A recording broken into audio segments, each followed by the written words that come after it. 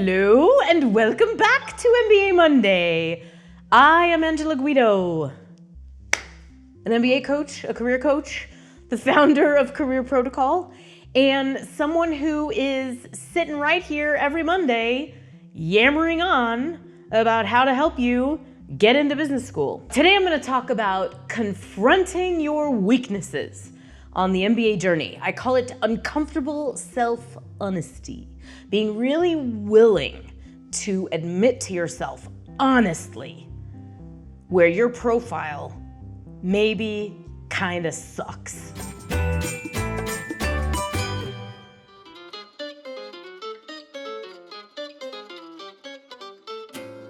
So if you've been watching any of my previous videos, hopefully you know that I generally am a huge fan of taking the positive approach to absolutely everything in life. But that only works if you're also really willing to be honest with yourself about the things that might not initially appear to be so positive. We have a reputation in our client work of being great cheerleaders, of really boosting our clients' morale, helping them discover and believe in themselves in ways that they never did before. And absolutely core to that incredibly life-affirming and positive process is deep, brutal, but loving honesty about weaknesses, about deficiencies, about mistakes, and about failures.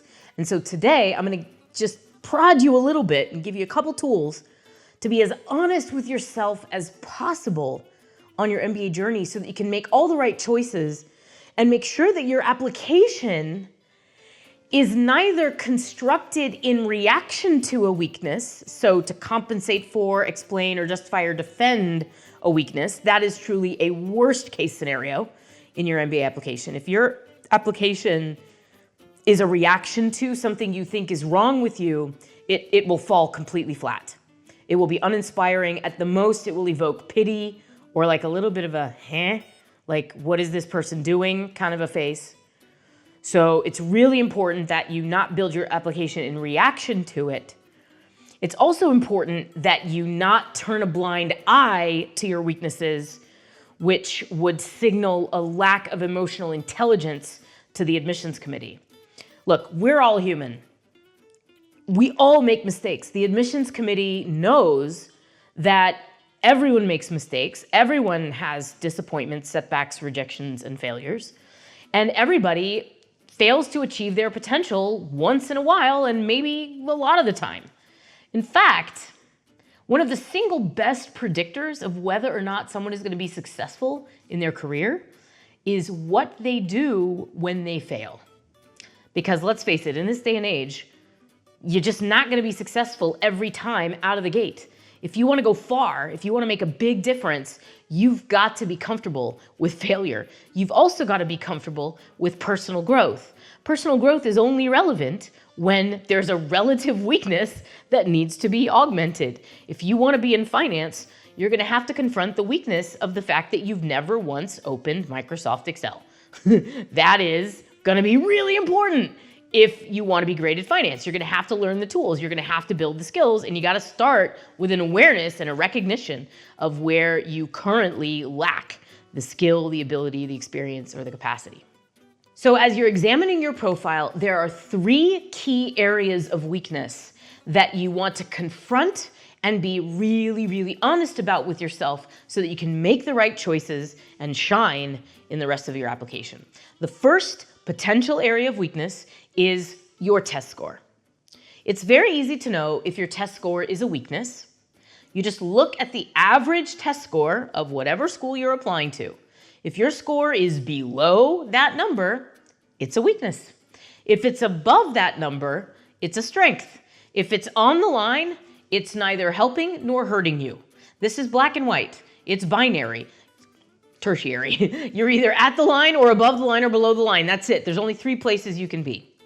And it is black and white. If your test score is lower than their average, it's a weakness in your profile. It's a surmountable weakness. In fact, nearly half of the class has a score below the average. That's sort of the definition. It's definitely half of the class has a score below the median, by definition. So tons of people get into school with their test score being a slight or even major weakness, but it's important to start with an understanding of whether your test score is a strength or a weakness as you're choosing schools, choosing the other schools to apply to, and deciding if you need to do any extra coursework, if you need to have your recommenders highlight certain things, if you need to highlight certain things to make sure that that weakness is not a matter of concern for the admissions committee. If you want the take of our MBA odds calculating robot, MBA Mo, who will take all of your data, you'll just enter some data points, and then he'll spit out a 20-page customized report about you, your profile, the school that you're targeting, and how you can augment and boost your profile to present the strongest candidacy possible. Join our community down below. It's free, careerprotocol.com/join, and then you will learn how you can get access to MBA Mo and use it to calibrate your profile. But be honest, if your test score is a strength or a weakness, you have to start from there. The second area of weakness, that is the second easiest to understand, is your GPA. And again, just like the test score, go look at the target schools you're applying to, look at their average GPA, and then look at your GPA. If your GPA is higher, it's a strength. If it's lower, it's a weakness. If it's on the line, it's neutral. Now, the GPA is a little bit more sophisticated metric than the test score because it doesn't include things like your major, where you went to school, how that school grades its students, is there a forced curve, is there grade inflation or not, and as well as specific classes that you may have taken and done really well in that are relevant to business school. There's a lot more nuance in the GPA, but the first cut is just where's that number and how does it line up with the average of your target school.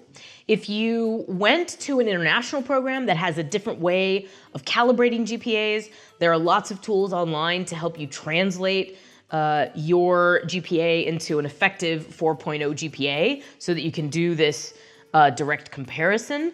And by the way, schools, they court international applicants. They know that most international programs have different grading scales, different expectations, and so they're equipped to deal with this within their process. But for your purposes, you just need to understand, are you above or below where the GPA of your target school is?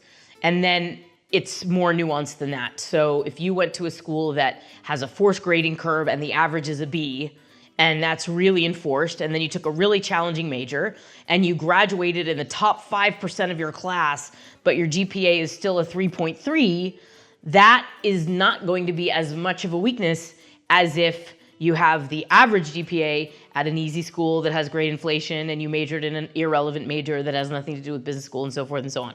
So it's more nuanced than just the plain old number. But here's how to think about it in the context of the application you're submitting. The first thing you want to understand is it above or below?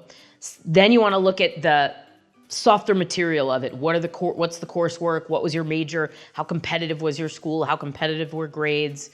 You may also have additional factors. Were you working full-time? What else comprises that one single number that summarizes your undergraduate experience? And then the next step is to ask yourself, is there enough evidence in my portfolio of aspects that I'm presenting to the admissions committee that I am smart enough to handle the work of a challenging and rigorous top MBA program in which many of the classes will require quantitative skills? So that's the ultimate question you need to ask here is, am I presenting a brain power profile? Am I showing enough intellectual horsepower to handle quantitative concepts in the portfolio of skills that I'm submitting? I'll use myself as an example. When I applied to business school, I had majored in philosophy, and then I had been an English teacher and an HR manager for about 5 years. I had not taken a single math class since I was 18 in high school. I did have a very high GMAT score. I did have a good GPA from a good school, but there was very little evidence in all of that information that I had a strong enough quantitative profile to handle the work at a school like, say, Booth. So then I went and I took an accounting class and I got an A. And I figured between all this information, they're gonna have enough to know that I can hack it, that I can handle the work. So as you're calibrating your academic profile, that's the ultimate question you have to answer is, am I showing enough intellectual horsepower on quantitative subjects? And then the third big category of weaknesses that you may have to confront relates to your work experience. At bottom, schools just want to know that you have enough meaningful experience that the MBA information will land on fertile soil in your mind. That means they want you to have had some work experience where you're doing businessy type things, regardless of the type of organization that you're a part of, that you're building up competence in your soft skills, in your thinking skills, in your analytical skills, in your business reasoning skills, and that you don't have so much experience that the learnings of the MBA will be beneath you, that you will have already learned all of that before. They just want to know that you've got the right set of experiences to really benefit from the MBA and also to contribute to your classmates. So you could have been working for 2 years, you could have been working for 10 years. You could have had one job, you could have had 4 jobs. You could have been promoted 4 times, you could have been promoted once. You could have been promoted not at all. You could have just had your role changed. The important thing is that the substance of your work experience has really prepared you for business school and showcased that you are competent, that you're someone who can get stuff done. You can have an impact, that you can jump in, take on a role, build support, and get things done. So if you look at your current resume, I don't mean the document, I mean your experience, you may already have an intuitive sense of whether this aspect of your resume is strong or whether it's a weakness. I'll go back to myself as an example. I had taught English for 3 years as an ESL teacher in South Korea. As far as business schools were concerned, that experience, although I gained a lot of interesting life skills, really interesting perspective, and showed a lot of courage and sort of like unconventionality in that choice, none of those skills really were transferable to the business world. I then had 2 years of HR management experience, which was strategic and business related, but the HR skill set of training and hiring and development is not a typical post-MBA role. And so if you looked at the aggregate of my 5 years, so like the sweet spot of number of years of pre-MBA work experience, it wasn't worth nearly as much as someone who had been working in consulting or marketing or finance with that same amount of time. And so for me, the career experience part of my application profile, I thought was a huge weakness vis-a-vis the people I was competing with when I applied to business school. So this is what you want to do. You want to look at yourself really, really honestly and ask yourself, does my experience showcase my awesomeness and my ability to get things done in the business world? And has it really prepared me to make sense of business school and to allow me to get value out of that experience? These are the 3 big categories of weakness that you want to start with. It's your test score, your GPA, and your work experience. Once you've decided where you might have weaknesses, then you move on to a completely different task, which is identifying your strengths and the things that are really amazing about you, so that those are the things that you can put forward in your application. And where there are weaknesses that are transparent and potentially problematic, you can either address them by taking an extra class, taking the test again, waiting 1 year and getting a promotion before you apply. Those are all weaknesses where you have some remedy that you can take before you begin building your application. Or you may decide, screw it, I am not taking that GMAT again. That score is what it is. It's just going to be a weakness. And then you may decide that you need to address it directly somewhere in the application just to show schools that you understand that it is a weakness, but that you have mitigating factors that show that it should not be a damning weakness to your profile because you have compensating or relevant strengths that offset that weakness. But in any event, the weakness is just something to acknowledge and potentially address. It is not the thing to build your application around.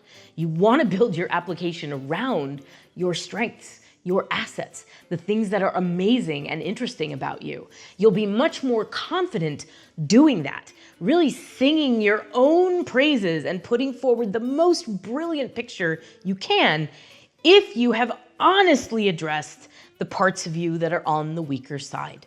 Your strengths-based approach will be based on a solid foundation of honest confidence because you're not overinflating yourself and you're not compensating for a weakness. You're showing yourself exactly as you are, warts and amazing aspects included. You're going to need all of those things about you to make the difference that you want to make in your career. Nobody's perfect. Mistakes happen.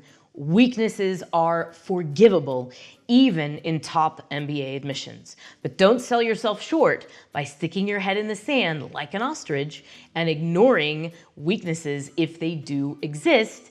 And at the same time, do not let them hold you back.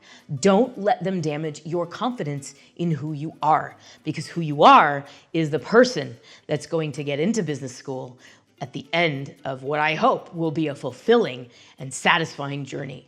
If you want help making that journey more meaningful, more fulfilling, and more satisfying, please join our community at the link in the description below, careerprotocol.com/join. It's free to join. We've got a ton of amazing resources only for people who join our community. You will find out exactly what I mean within about 10 minutes if you sign up at the link below. And whether you do that or not, hit that subscribe button and come right back here next Monday so that you can take even more steps to achieve your MBA dreams with me by your side. I will see you next week. So as you are examining your profile, there are 1, 2, 3